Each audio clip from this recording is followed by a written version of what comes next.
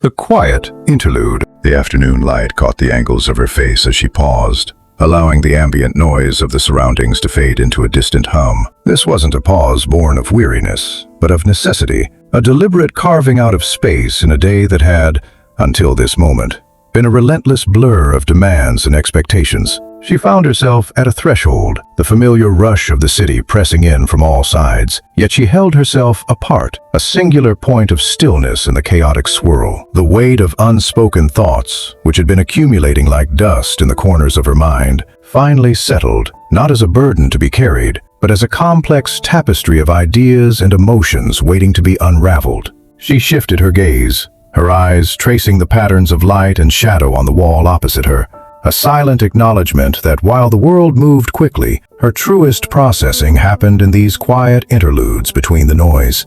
It was here, in this suspended moment, that she could finally hear her own voice above the din, a voice that spoke not of what she should do, but of what she needed. The tension that had been coiled in her shoulders began to unspool, replaced by a sense of grounded resolve.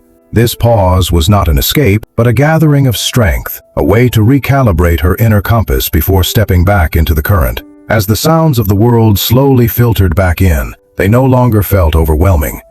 Instead, they were simply the soundtrack to her own deliberate movements, a reminder that she could move with the flow without being swept away by it.